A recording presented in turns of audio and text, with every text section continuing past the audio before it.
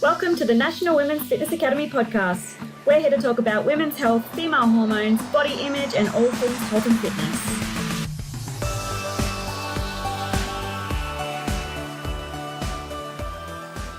Welcome back, everyone, to the Women's Fitness Academy podcast. I am one of your hosts, Ellen, a binge and body image expert, as well as an educator for National Women's Fitness Academy, and obviously one of your podcast hosts. Today, I am here with a girl that I met really briefly. We were just talking about last time I saw her, I literally had rolled my ankle and I was just crying my eyes out at this big club in Bali called Savaya. And she was like, oh my God, like, I'll help you out. And then we kind of just connected after that. And I realized that she's fucking amazing at what she does. And I had to get her on the podcast. Her name is Laura Niese, and she is a business coach, and she lives here with me in Bali. So welcome to the podcast. Hi everyone. Thanks for having me. Of course. Yeah, I'm super excited to chat to you. I think that your Instagram is just so powerful. Like, just reading all your posts, and like especially what you posted yesterday, I think that, you know, yes, you are a business coach, but I feel like you do, like, when people hear business coach, they think like money, you just like coaching, like what content to post, what like graphics, stuff like that. But like your content is so much more like mindset and like really going deep and like shadow work and understanding like feminine, masculine energy. And I fucking love that so much. And especially since being here in Bali, I'm like, oh my God, this is a whole new world that I didn't know existed. And this is so cool how you can start getting so deep. So yeah, I really appreciate it. And obviously we'll link this, link your profile to in the show notes for everyone who wants to check you out. But yeah, like how did this all start? Like, how did you get into this kind of work? So I actually was a pediatric oncology and bone marrow transplant nurse for 4 years back in the Wow. States where I'm from. Yeah, so I definitely did not have a background in business or sales or marketing or any of that. But I also always was very ambitious. And it wasn't until I was 28, because like typical American, you know, we just like go to Mexico all the time. So when I was 28, I finally broke out of the America bubble and I visited Thailand. And it was there when kind of everything cracked open and made me want to scream. And I was like, I need freedom. I'm a manifestor in human design. So for those of you who know the manifestor archetype, it's like we really just need to be our own bosses. And I really just chose nursing because, yeah, I didn't know what major to pick, to be honest. I was like, I'll just be a nurse. It's easy. Like looking after people. No idea. Yeah. Yeah. And I'm someone who's very like growth oriented and I love learning, but I didn't love nursing enough to go back and become like a nurse practitioner or a nurse anesthetist. So I was just kind of like stuck floor nurse vibes for 4 years. And so I started a travel blog because I loved traveling. So for those, maybe some of you have been following me for quite a while, but my Instagram handle used to be travel to the beat. So I was like a little blogger. I'd be on the nurse unit, like learning about how to use Pinterest and how to do SEO and find keywords. And at the same time as I was growing my travel blog, I was growing my Instagram account. And that was back when influencers had just become a thing. This was like 2018. And so I kind of capitalized on that. And I grew my Instagram to like 30,000 followers just that year and like really started focusing on like the growth of my Instagram. So all of these, and then I started like working with brands and like getting paid to do posts, and it was new, like new-ish back in 2018. It was just an up and coming thing. And then people just started asking me like, how are you growing on Instagram? How are you working with these brands? How are you getting collaborations? So that's kind of what sparked like the entrepreneur in me. And so I created an online course, the Influencer Lab, to teach influencers how to, yeah, like get paid collaborations and grow their Instagram and kind of like hack the algorithm sort of thing. But I had no idea what I was doing. Like I didn't have a coach. I didn't even know coaching was a thing. Like I had no idea what I was doing. And that was all in 2018. And then 2019, I got broken up with by my boyfriend and I was devastated. So I went to Bali with this random French girl who I'd never met before to heal my broken heart. And it was in Bali where I just saw the co-working spaces and I saw everyone kind of chasing their dreams. And I just thought, why not me? And when I went back to America after that little 3-week Bali trip, I actually ended up getting fired from my nursing job, which like I pretty much manifested that. So yeah, then I just kind of sold all my stuff, and a month later I was back in Bali again. And yeah, that's just kind of like the backstory of how everything happened. So yeah, 2019 was when I moved to Bali officially. So I've been here for almost 5 years now. Oh my God, I actually didn't know that you've been here for that long. That's crazy. I know. It goes by so fast, hey. Oh God, so fast. Like I've already been here over 6 months, and I feel like I've been here forever, but I also feel like I just got here. Exactly. Yeah. Exactly.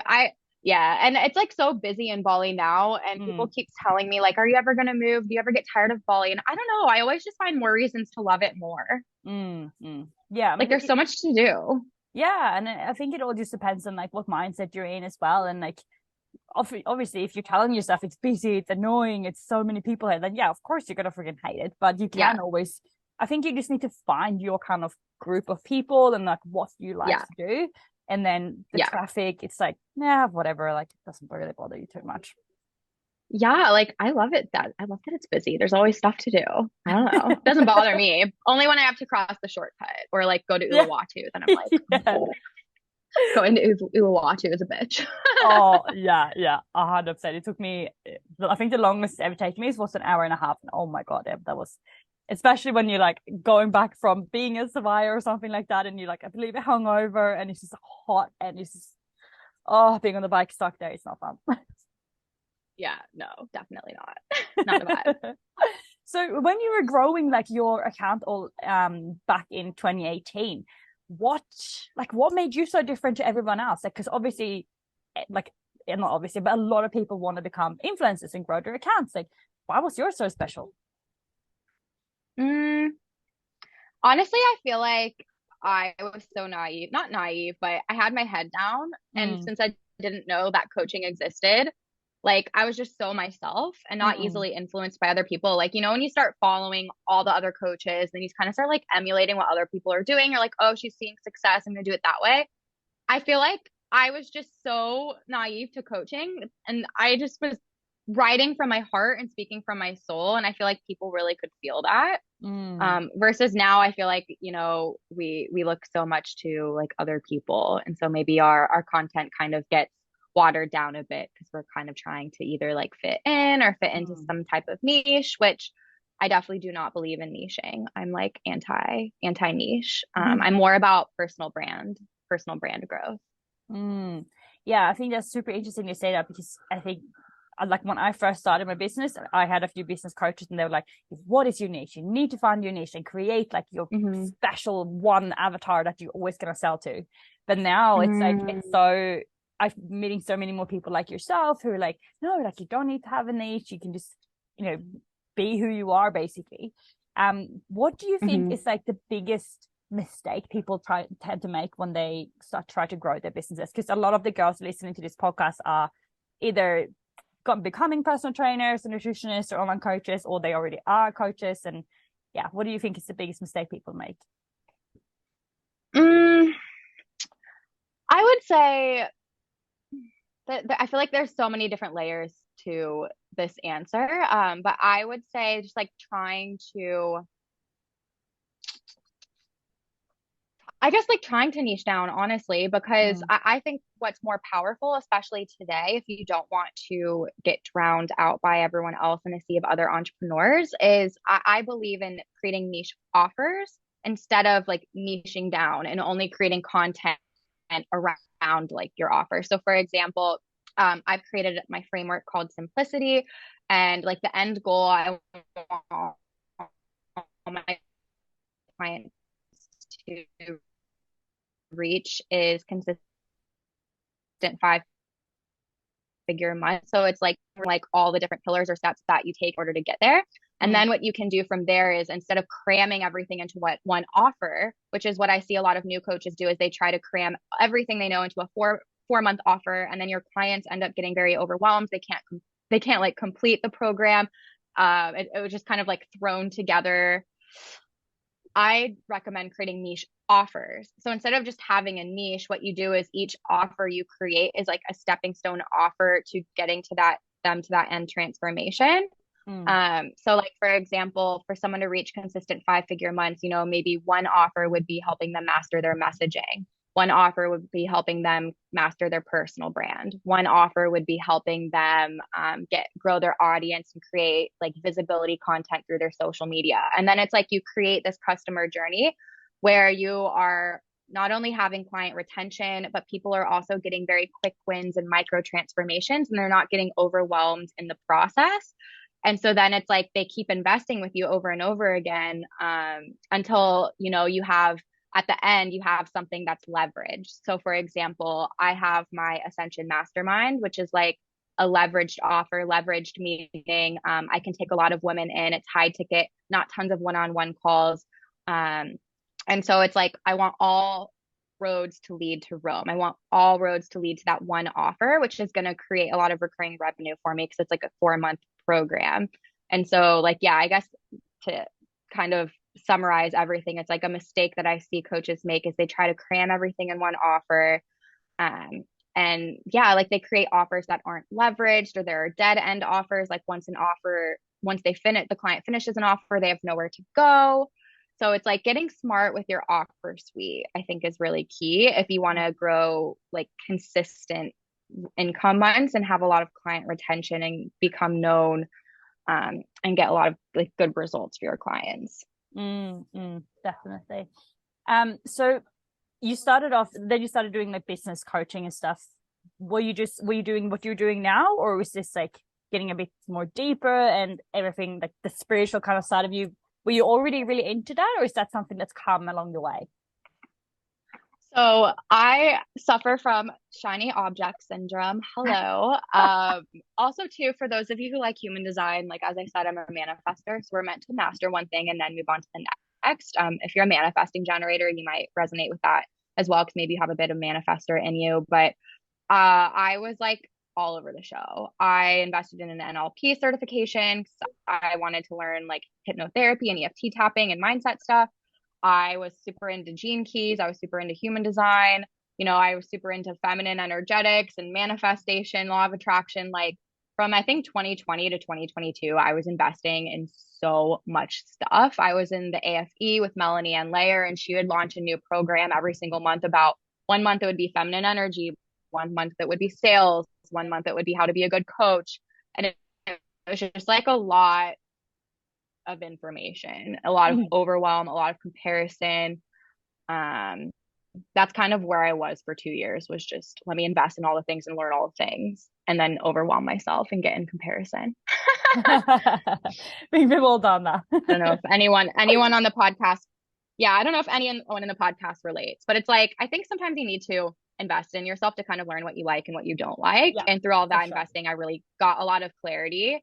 And so this year is actually a big year of restructuring my business model, because in the past I thought I wanted to do human design and gene keys and spirituality and energetics. And actually, no, I fucking love strategy. Like I want to teach people like messaging, personal branding, sales, marketing, funnels. Like I love just getting in someone's business and finding the gaps and like giving them like support and structure and systems. So that's kind of where I'm at right now. I'm in a massive repivot of my business model because, as I said, I was in shiny object syndrome. I was kind of mimicking the model of my mentor last year, where she would launch a new program every single month. And I was trying to like keep up with that sort of business model, like get an idea, launch an offer, create, and then do that every single month. I was so burned out by the end of 2022. So this year is like the year of simplicity for me. I'm like completely pivoting my business model, restructuring, whole new offer suite, like just a lot more clarity and direction that I have this year versus the other years. That's so interesting. So what kind of people do you tend to work with now with your business? I work with just any type of coach, honestly. Any coaches who are looking to scale to 6 figures, I would say. But mostly I love working with coaches who they need more like masculine structure in their business. I like a lot of coaches, I think I don't want to call anyone out, but it's like you see a coach making like tons of money online. Like, oh my gosh, this coach is making like 100K per month. Let me invest in them. and it's all like energetics and you don't really get anything tangible in return. It's just like, yeah, like let me manifest my way there. And so I feel like I tend to call in coaches who do desire to live like this luxe freedom life, like what I have in Bali. Like they don't want to work 10-hour days. You want to put some systems and structures in place to work like 3 to 4 hour days. And they're looking just for more tangible strategy. Like just tell me what I need to do. Their email funnels. Like I want to work with a coach who just wants more structure, I would say. It's always a bit scary, like letting go of something that you've been doing for so long. And then like I've gone through like a huge restructure thing with my business as well. And it's scary when you take that step. But like what kind of work have you done on yourself to be able to get to that point? Like have you gone through something recently that made you change, or talk to me about that. It was just I was just getting tired at the end of last year. Like I was tired of like hoping clients would end up in my DMs and like hoping that the launch would work. And I was also just tired of like launching new offers all the time. I was like, I want a simplistic business model that's like more leveraged. And I don't want to just like hope. So that, yeah.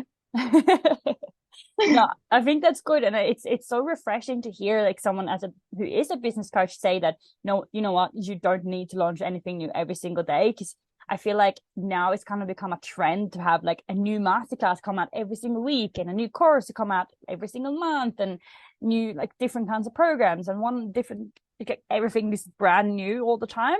Yeah, I think that it's very like a lot of coaches now I've seen, like when I first started off as a coach, it was kind of like you do the weekly subscription thing and that's it. That's, you only have one-on-one coaching. And then people started doing like 8-week challenges, and then that became a thing.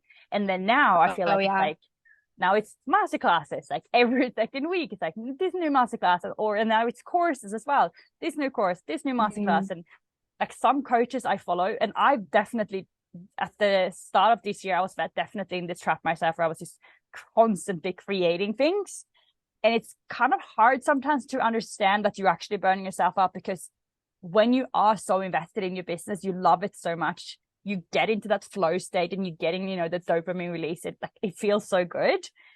But then like, when you can kind of, like you said, identify like your key offers and just focus on those and making them really, really good, I think it's really refreshing to see that someone like a coach who's doing that, because I've seen so many other people that I follow who like just pushing to create new things all the time, basically. And then you don't use it again. Like it just sits on your website. And then it's like, it's just, I feel like a lot of people, they're not strategically growing and putting together an offer suite that matches their lifestyle.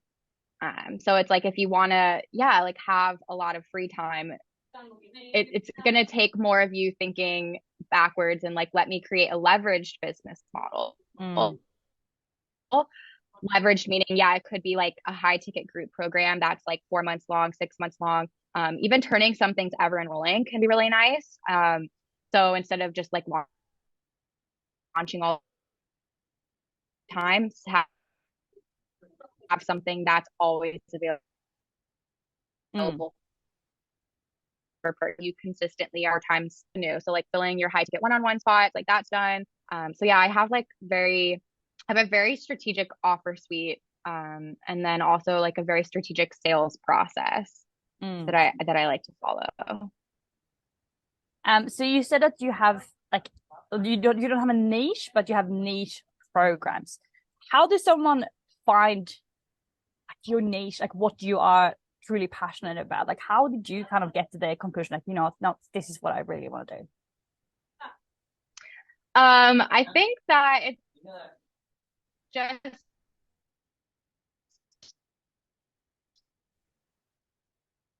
took a lot of trial and error, honestly. A lot of money, and I don't like coaching people on their mind. And then it's like, okay, well, let me go and invest in human design and like Gene Keys. That sounds super fun. And then I did that and I was like, doesn't really light me up that much. And then, yeah, it was just a lot of like hiring, working with different coaches, different mentors. And then I just found the thing. I think simple quite a bit. It's interesting. My dad is actually in sales and marketing. So maybe I do take after him a bit. Yeah. Yeah. But I wasn't in business school when I was in college. So Yeah. I like one of the reasons why I love your page so much is I feel like it's just very like female, like empowerment, like just embodying that kind of the feminine energy. And I love that about you so much. How, like, what have you always been very into that? Or is this like something that you kind of discovered about yourself in Bali, that you are so powerful with that energy? So when I first started coaching, no, oh my gosh, my mindset was like, I felt guilty when I wasn't working. Like I literally had a mindset, I have to be working. Like even when I was at like the Body Factory spa, this would be like in 2020, I'd be in my DMs, like sending like back, we'd send like 20 cold DMs per day. And like, that was the strategy. I was just like always on my phone, no time off, like just hustling. Like that was my mentality. And then, yeah, I burned out. Like I got so sick for like 3 weeks. I was so sick, like couldn't leave my bed. Wow. And then I was just like, something has to change. And then it was just like a slow, gradual process of just relaxing into the uncertainty and the unknown, and like being able to kind of like turn that switch off. Like if I post an Instagram post, okay, I posted, done. I don't have to like be sitting there on my Instagram, like waiting for the comments and like talking to everyone and continue. Like I drop it. I'm good. I'm done. Like these days, like I have like different themes for each day. And I think that really helps me. So like Monday is CEO day, where I'm just planning for the week. Tuesday is when I do like client calls. Wednesday is when I would do client calls. I would have like the day I record for the podcast, and Friday is a goddess day. What is a goddess day? And usually like I don't have that many client calls. So like my goddess day is usually when I'll do some sort of like spa thing. So I'll have a really nice workout, go to the spa, and then I usually will get a blowout or get my lashes done or nails done or a facial, like some sort of like feminine thing. And then usually I'd like go shopping. I don't know. I like buy something like a cute little dress for the weekend. I don't do it every Friday, but like a lot of Fridays I like to go shopping and just like buy something cute for the weekend and just like add it to my little collection. Yeah, and I don't work that much. Like typically I try not to work on Goddess Day, Friday, because that's like Venus Day too. Venus is like the goddess of beauty, and so Friday is, each day is like a different planet. So Venus Day is Friday. Yeah, and then like usually though I only have client calls on Tuesday. So usually like Wednesday is my creative day where I'll create content or create for my courses or my portals and stuff. You were talking about like how you were sitting at the Body Factory spa and like by the pool and stuff, and it's like messaging people back and like being, on your Instagram, on your phone when you like were there actually to relax. So you add, like, if anyone's been to Body Factory, the spa there is so nice. The recovery area is just so peaceful and relaxing. But I can so relate because I have been there myself. And then I think there's something that a lot of business owners struggle with. Like we want to succeed so bad. So we're like, I just need to work harder, because if I work harder, I should get more results, right? So how did you kind of break this cycle? This is so, I hear this all the time. People just stuck in this like hustle mode. I think it's just, I had to change my mindset, like change how I viewed success. Like everyone views success differently. And like back then, I think success was having 20K months, 30K months, 50K months. And I was like, it's all for the money. But then like, I realized that's not really what was making me happy. Like what actually makes me really happy is being with my girlfriends and being really present in the moment, and like taking my dog for a walk and like having Netflix binges every once in a while, and like shopping and just having this awesome lifestyle. And that I think it was switching my mindset to what success actually was for me. And then also too, just like getting really clear on the most needle driving things in my business business and what drives them, and like just eliminating all the tasks that don't actually drive the needle. So figuring out, okay, Instagram lives convert really well for me. Great. Let me just do one Instagram live per week because I know that works. My email list like is very good for me. So like being consistent with my email list, my podcast, like just learning, and like every time I would sign a client, be like, which piece of content was it that like really got you? And I started learning like what worked best for me. So instead of just like spending like 8 hours in a day doing all of this random shit, it was like, actually, no, I can focus on these 3 things I know work and just focus on that. And then now my work day is just 3 hours because I know what I need to be doing.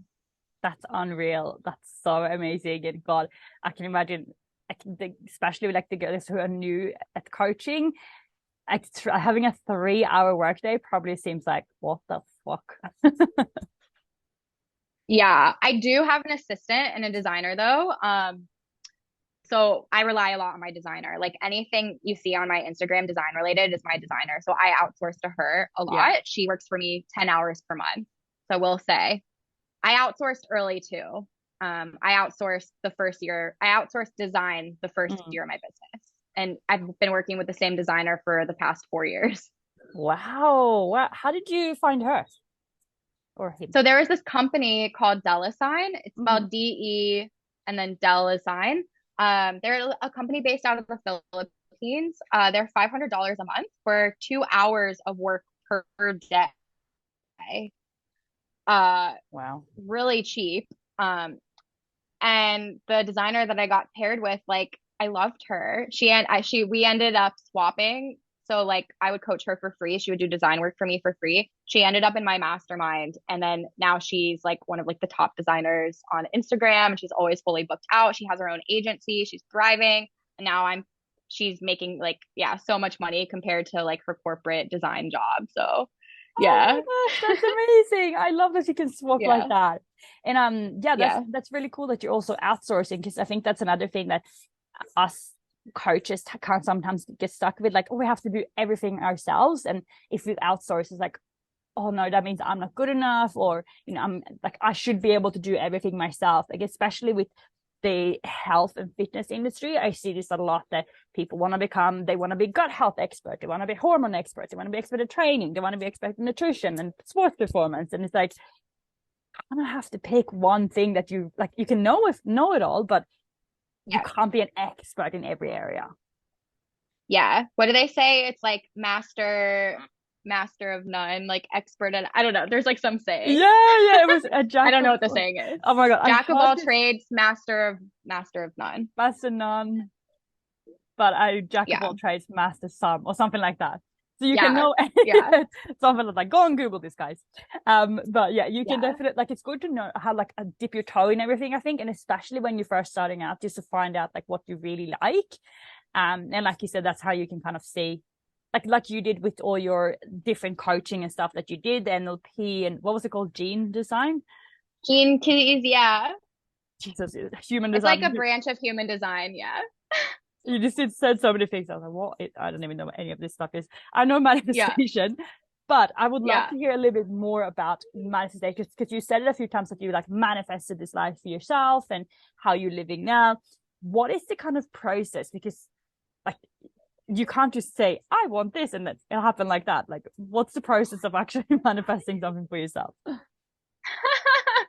So I honestly think it's more to do with like identity work than anything else, right? So like how you view yourself and how you think other people view you. So for example, if I were going to a party, I think like something that I don't hear a lot of people talk about is like, how do you think other people are viewing you? And that's like a key component to knowing that your identity has shifted. So if you view yourself as someone who is like shy and like maybe girls don't like you that much, then you're going to go to a party, and because you have this identity of yourself, like I'm shy, like girls don't like me, then you're probably not going to go and be all confident and approach girls and make new friends. And then all those girls are going to think, wow, that girl is shy and I don't really feel like talking to her. And then it's just like, you just created like your own like paradigm essentially. And so it's like, when you can do a lot of identity work on yourself, your identity is like how you view yourself, your self-concept, that's honestly like I think the key to manifestation, because like if you're like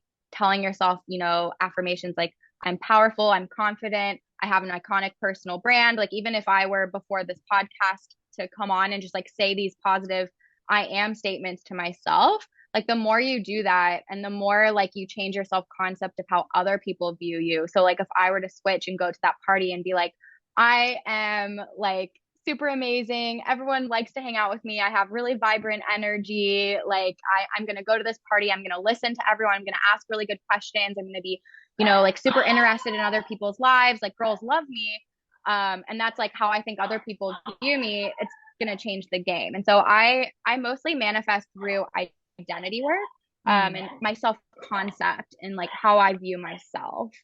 I think that's the key. And then there's also, for those of you who like really want to go deeper into manifestation, like the law of assumption is the coolest. Like I like go on YouTube and Google the law of assumption. It's like the elite form of manifestation, and it kind of relates to what I was just talking about, like the your self concept and how you view yourself. It's super interesting.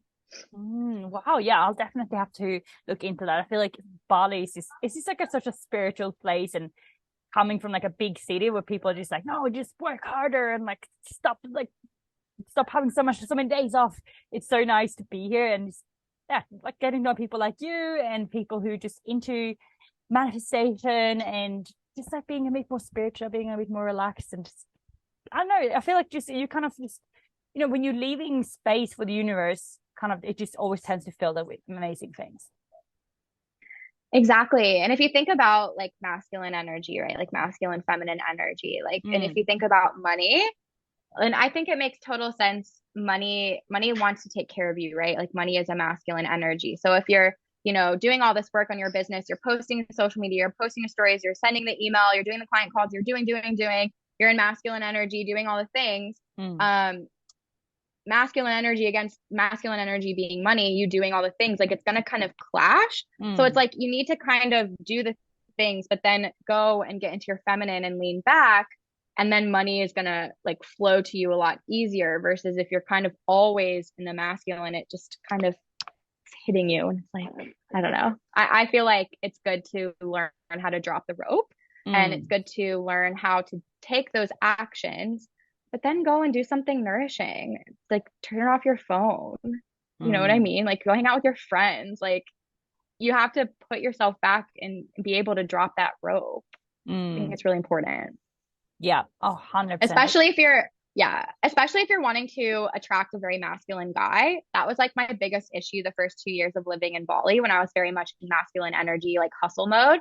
I kept attracting all of these like, surfer bros, like, I don't want commitment, I just want to go with the flow, you book the date, like, I don't, you know what I mean? Like these surfer feminine energy bros. Yeah. And I just like kept attracting these feminine guys. And like I that like me being with a feminine guy, like it brings out the worst in me. Like I become this version of me that I don't want to be when I'm with a guy who just like has no direction or drive and just like can't do things. And then I take over and like become so controlling, and it's like, no.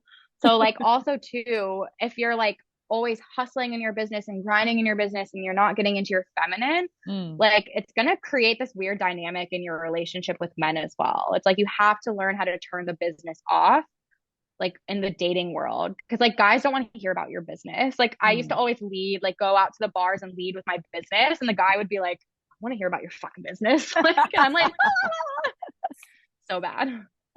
Yeah, no, it can definitely be hard to switch that off. And I was laughing because I know exactly what you mean. Like I feel like I've gone through like a big change and dipping into a bit more of my feminine. So it's easy to get stuck in that workflow. And like I said before, like for a lot of us, we just genuinely love our work so much, but sometimes I think it can really overtake our lives. And I mean, we do also have to make money, right? Like it is what we live off. So we can't just give out all this free coaching and content for free. Like then like how are we gonna pay our rent?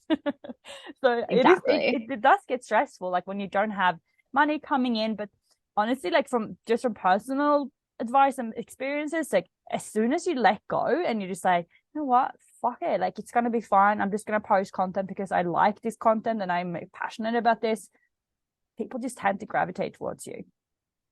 Yeah. Yeah. I agree. It's like that, having that confident energy versus more like that scarcity, needy, graspy energy. Yeah. Someone said to me, they were like, oh, who was it said this? There was someone that I was working with. They're like, yeah, it's kind of like going into like a car sales shop or something, and then like you have one car salesman who's like, oh yeah, this is like, you can buy this car if you want, like it's good. And then there's the other one who's like, what about this one? What about this one? What about this one? And it's like really like desperate trying to sell. And like obviously you're gonna go for the Yeah. other one because no one likes desperation. Yeah, exactly. And I think it also boils down to just understanding, because I used to create a lot of content very intuitively, which got me to a certain point in my business for sure. Like it was all energetic related content, like intuitive downloads. And like it worked up till a certain point, especially like when the algorithm and it was like easy to get your content seen in front of people. But I feel like times have changed a lot. And now I do believe we have to be a bit more strategic with our content and like think about, you know, what type of content is going to get me visible, what type of content can I create that's going to stop the scroll and that's going to get saves, that's going to get shares. Like I've definitely doubled down on my content strategy a lot more this year than I have any of the other years. And have you seen a difference? I have like, especially like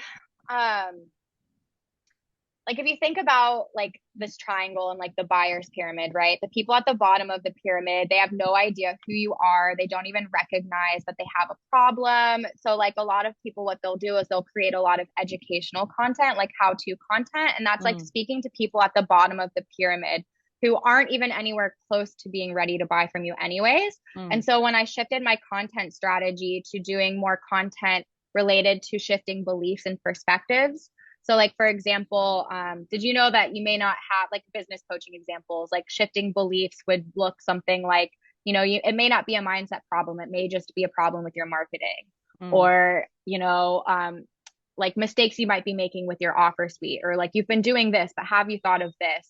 Or like myths, like 5 myths you might be making related to this, and like shaking up people's beliefs. I feel like that content has created created a lot more inbound leads for me, I would say. And like other content is more like storytelling content, but like talking about my authentic struggles has been really good for me as well. And like just showcasing more my values and my beliefs and doing more personal brand content. So like what I stand for, what I stand against. So like in any given week, I'll probably try and shift perspectives and beliefs like once or twice. I do educational content, but I do it in the form of an Instagram live. And like, even in that Instagram live, it'll be like 5 mistakes you might be making with your offer suite, or like why you need to be focusing on your personal brand. Like it's more still belief shifting stuff. And then I'll try and do like storytelling, and then I'll try and do some sort of personal brand related content. But like before, my strategy was just, let me create content when I'm in the mood and when I feel like it, and like whatever just comes to my head. And like it worked, but I feel like, I don't know, it didn't work. It worked until it didn't work. Yeah, it's like that with business, right? Like when you can kind of like, what got you to 10,000 followers is probably not going to get you to 100,000 followers.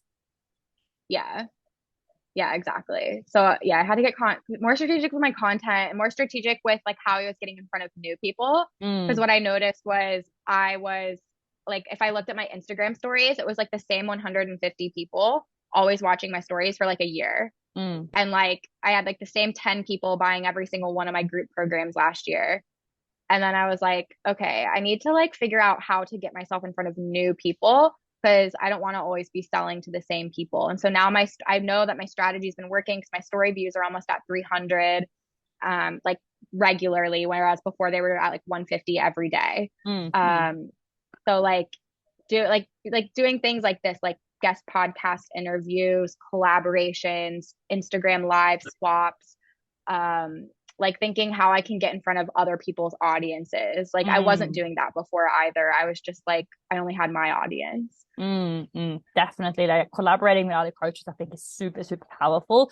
And like to any of you girls listening, like especially if you are with Women's Fitness Academy and you're coming to Bali in July, and you meet someone who can, maybe they specialize in, I don't know, like pregnancy or hormones or anything, like freaking get on their lives or get on their in front of their clients, like talk to them, like collaborate like that. Like that doesn't mean that you're a bad coach because you're not an expert in postnatal training. It just means that you're freaking open and you have a growth mindset, and you can bring in someone who's an expert in their field. Like that's amazing, and it's going to put you in front of other people as well. Yeah. So you Exactly. seem so like confident, and you just have this like amazing energy about you. Have you always been like this, or is this something that just come like recently? It's interesting. I feel like I it's hard for me to know how I'm being portrayed.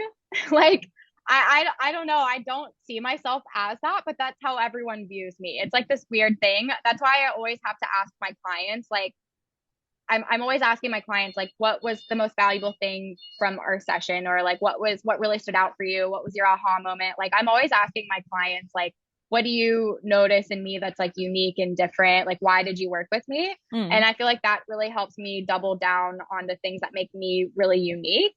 But it's hard for me to see myself. I'm also aligned to in human design. So that's like, we're like the line twos. If anyone follows human design, line twos are like the hermits. So we like to hermit away, and like do our own thing and be in our own energy. And we just like have a hard time seeing what we're good at. The line twos are like the natural, easy breezy genius. So we're really good at things, but like, things come naturally to us, but we don't see our own strengths. So yeah, I think for anyone listening to the podcast, it's really good to always be asking your clients like what their aha moments are, their biggest takeaways, like why they chose you, like what stood out to them, and then you'll start to kind of gather like a list of things. Yeah. Amazing. Well, before we run up, I know you're very busy, so I don't want to keep you all day. But what plans do you have for like personal? Because you travel quite a bit. Are you gonna do any more traveling? Are you doing any more like business wise? Like what are your plans for the rest of the year? I went through like a pretty heavy breakup the beginning of the year. So I feel like this year my plans I was meant to move to Sydney with my ex. Yeah, I was literally meant to give up my life in Bali and move to Sydney with my ex, and then we broke up. So this whole year I'm just kind of taking it month by month. Like I actually took all of February off my business, like didn't even sell anything, just to like heal. Amazing. And even now still like I will like be riding on my motorbike, and then all of a sudden like the tears will stream. It's been like 3 months after my breakup. So I'm just taking things month by month, honestly. Like I went to Egypt last month. That was freaking incredible. Amazing. I would love to go to Europe. Like, oh my God, I want to do a Euro trip so bad. I keep like wanting. Oh my God, yeah, like that's literally when I want to go. I'm like so keen on a Euro trip. But yeah, that's pretty much my plans. I really want to invest in a Bali villa. So I'm like doubling down on my business the next 3 months to save as much money as I can so I can buy some land. But also too, like that's something that I want to do with a partner. So, but I'm not ready for a partner. I'm not ready for a relationship. So as far as my lifestyle, I'm just like healing still, I think, from my heartbreak and taking things month by month. And it's a slow healing process, but I'm just like focusing heavily on the business to save up for Europe, because I'm a bougie bitch. I like love staying in luxury places. I'm like I want to buy like designer shit in Europe, and I'm all about the luxury vibes. So your trip to Egypt looked freaking amazing. I was so jealous. I was like, oh, making me want to go to Egypt now. So it looks so if cool. if any of your podcast listeners go to Egypt, just DM me. I'll give you the itinerary. It's like hard to plan. We did it very cheap. Egypt, like you can spend a ton of money on tour guides, like thousands, but we just were our own tour guides. And it worked great. We were staying in these cute like guest houses and stuff. Like we did it very cheap. Because Egypt can get expensive. So I can hook you up with like the cheap way to do Egypt. There you go. She can help you with your business and your travels. Exactly. Amazing. Are you taking on new clients at the moment? This podcast will probably be out in like week or two from this. So plug away, plug your programs, plug whatever you want to plug. Thank you. I appreciate that. Yeah, I'm currently launching my Mastermind Ascension. It's 4 months long. It's like a group / one-on-one hybrid, but we focus on my favorite core pillars of business that I think are so important. We focus on your personal brand, which is honestly, I feel like your personal brand sometimes is the missing link between like what's causing you to not sign clients. So like figuring out what makes you unique, your X factor, like how to create content from your brand and not just a niche, focusing on your messaging, which your messaging is like the words you're using to convey the value of what you do. And then we focus on your audience growth, your visibility, and then your offers and your offer suite, and like putting together a plan to seamlessly launch those offers. So it's solely business focused, very structured. If you're like kind of like what I was saying earlier in the podcast, if you're someone who's maybe been, you know, like intuitively growing your business, but you want more structure and systems and support in that area, I'd say it's a good fit for you. Amazing. Awesome. Cool. Well, guys, definitely check out Laura. We will tag her Instagram handle below. And if you like this podcast, make sure, as always, please take a screenshot of it, tag Laura, tag myself, tag Women's Fitness Academy. We love to get a like actual face. And it's just been so nice recently. So many of you guys have done that, and I fucking love it so much. So please keep doing it. We really, really appreciate it. And also make sure you check out Women's Fitness Academy if you are thinking of going to our education at the end of July. There's not that many spots left, so make sure that you are signing up for that soon so that you don't miss out. But thank you again, Laura, so much for coming on. It was such a pleasure to talk to you, and we definitely need to have like a proper coffee date soon so we can talk about everything that's happened since we last saw each other. Yes. So keen for that. Thanks for having me. I had so much fun. Thank you. Bye, guys.